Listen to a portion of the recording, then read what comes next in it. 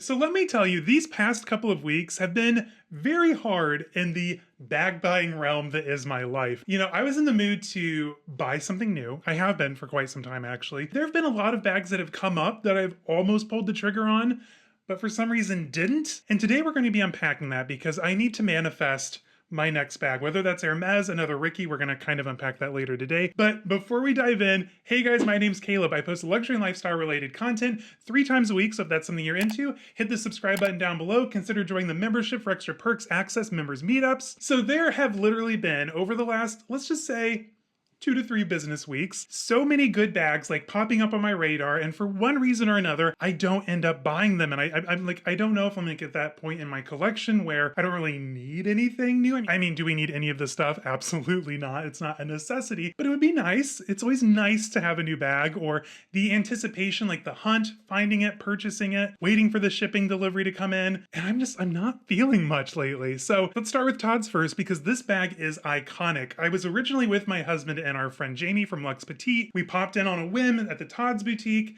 and I fell in love. I was not expecting to find anything that I loved that much, but that bag has literally stayed with me ever since then. And if you know me, like, I have no chill. Like, if I see something, I want something, I buy it. But for some reason, I haven't pulled the trigger, probably because it's a $3,000 price tag. Well, I mean, $28.95. So, I mean, that's probably helping me pump the brakes, because in my mind, Hermes, Birkin math, if you will, I'm thinking like, okay, nearly 3K, that's a third of a Birkin. Picotin, new in store. That could be a pre-owned Lindy 34, which we're going to unpack here in a little bit. So something gave me pause, and then I heard my Teresa was having a sale, right? And they were marked down to like 17 with like an additional 30% off, which made them like 12 something. Again, don't double check my math because I know that's wrong, but it was about 11, 12, 1300. But for the brown colorway, I'm like, could I wrap my head around loving the brown colorway? I really had my mind set on the Blanc. It is a gorgeous warm shade of white, perfect for summer, perfect for winter, like the perfect shade of white. Perfect. But for some reason, like, I just could not see myself with the brown version. When it comes to brown bags, there are other things in my collection that I would have grabbed each and every time before grabbing this Todd's dye bag, and the white colorway would be my only white bag, but the white wasn't on sale at my Teresa, or I mean it was, but it was only like 20% off, which made it like 2,200 or something silly like that. And like, I've been waiting for Todd's website to have a sale, and it's just not happening. And like, the more I wait, the less I want the bag. So it's probably a sign that it was just kind of like a whirlwind romance that has kind of let its course, and I'm kind of over it. I mean, if it popped up for like 11 or 12 again, I'd probably do it, but the Todd's bag for now is being put on pause. I don't just have expensive taste. I also like to buy contemporary things as well. I love my Coach, vintage Marc Jacobs, Longchamp. I do. And Coach recently released the East-West Rogue bag. Now, if you're all familiar with the Rogue bag, you all know that I recently got my very first one earlier this year in the stunning zebra hair calf. I mean, that bag is pinnacle Coach Rogue in my opinion. But I was like, I could have a more everyday Rogue. The hair calf's more for like brunches, special outings, not necessarily every day. And then this beautiful East-West number came out, and I was like, take my card. Take my card. So anyway, this bag, the Rogue Bag 26 with rivets. I prefer the silver/peanut colorway. Also comes in white and black. But this bag, you guys, is stunning. It's only $595. But then the more I got to looking at it, do you see where I'm going with this? This is very similar to the Celine Boogie bag, which I coincidentally also have in a very rugged brown suede number, which is perfect for mountaineering, exploring the rainforest, whatever one does with their suede handbags that are rugged.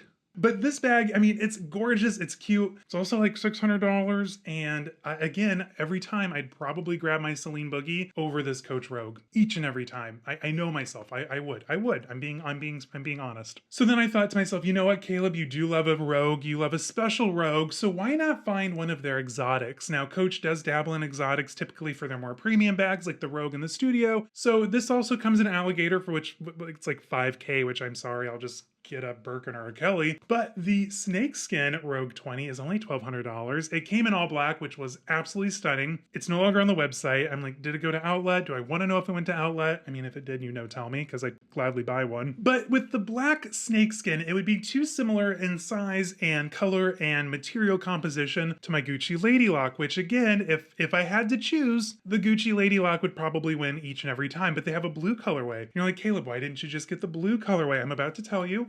stand by, hang on. I don't know, $1,200. That's like, again, almost half of a Picatin. That is a good chunk of money. That would I see that return on the Coach bag if I ever wanted to sell it? No, probably not. Especially after 2-3 years, I'd be lucky to get like 300 or 400 out of it, I'm sure. But I don't know, there is something very stunning. If it went to outlet and I happened to walk in and it was up on the shelf, would I purchase it? Probably. But full price, I don't know. Maybe I'm becoming a smarter shopper in my old age. I'm 36. You're not 36 yet. I'm only 35. Oops. But I don't know. Like, I love it. But do I love it enough? That's the question. So then I was like, let's look at some pre-love stuff. Now listen, I am no stranger to buying pre-loved. Some people don't love that about me. It is what it is. I love saving a good buck and buying like those gorgeous, stunning bags that I couldn't afford back in college because #broke college kids problems. So I'm like, I love my Suhali Longines GM. It is heavy. It takes up too much space. It looks a little outdated, but it is literally one of my favorite handbags. So I'm always on the hunt for it in other colorways. Well, a blue one popped up. And you're like, Caleb, you already have the matching Suhali zippy wallet in the blue. Why didn't you buy the blue one? I'll tell you. Let's unpack. So with this one, the previous owner decided to have their initials heat stamped on the backside of the clochette. If you're not going to keep something, don't heat stamp the bag. At least it wasn't like a Neverfull where it's like eternally on that chap and you have to have the handles replaced. But again, like I don't really want to rock around with somebody else's initials. I don't even like having my own initials on my stuff most of the time. I definitely don't want someone else's. It was priced really well. It ended up going down to only $451 for an originally nearly $3,000 handbag in 2003. But alas, I didn't go for this one, but a white one popped up and you're like, Caleb, you just said you didn't want to buy the Todd's dye bag. And now that I'm hearing it, I'm kind of talking myself into the white one, but that's not why we're here. We're not here to make any purchases today. This is an anti-haul. This is what I didn't buy. But this one popped up. It's the Suhali Longines GM in the Blanc, and it is absolutely stunning, you guys. But this one, I know what annoys me about the wear and tear on my Longines, and I'm already seeing it in this bag much worse. So I'm like, I can't go for this one. Like the bottom is stained, the interior is stained. It is very relaxed on the outside. Something tells me someone didn't stuff their bags when they stored it.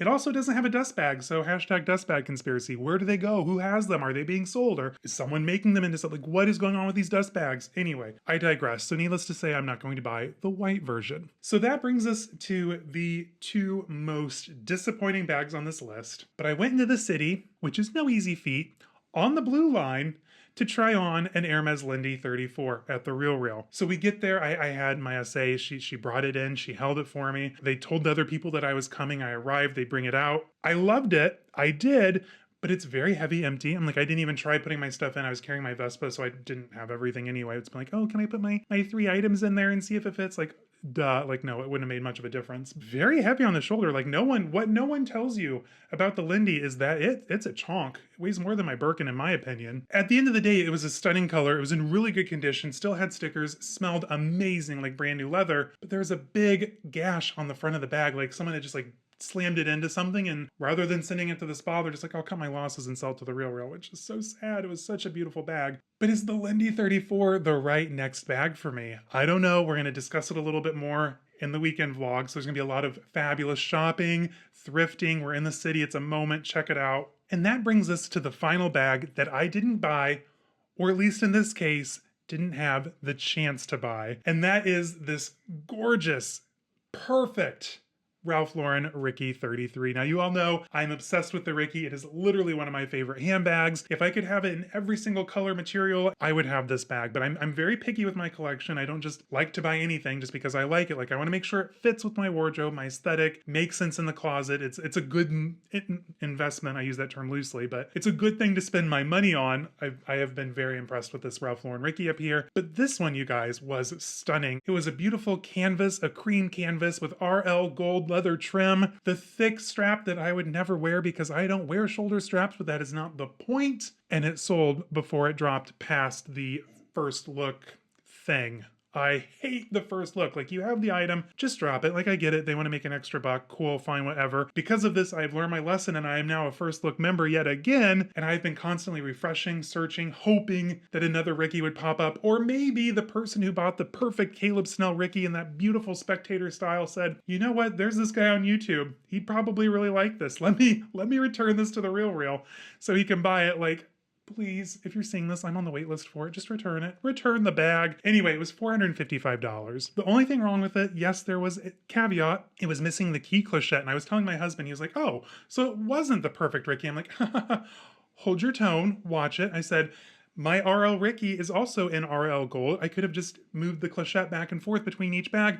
No one would have known. It would have been perfect. For $455, I'm willing to take a clochette on and off of a bag. I'm willing to make sacrifices. So that's been my week, or 2 to 3 business weeks of buying bags, not buying bags. I am not having any bag buying luck, and I really don't know what I need in my collection. I can already hear the comments coming in. Well, Caleb, that's a sign. Don't buy anything, but you don't understand. I need another Ricky in my collection. Real, please drop some good Rickies, whether they're alligator, the Southwestern styles, which are stunning, you know, like something, give me something good. Daddy needs a new bag. Anyway, guys, until next time, well, let me know. Have you guys missed out on any good bags recently? Like what's missing from your closet? What has been your ups and downs with bags lately? Let's get a conversation going. I cannot be the only one having bad bag luck. Say that 5 times fast. Until next time, guys, stay safe, have fun. I'll see y'all in the next one. Bye-bye.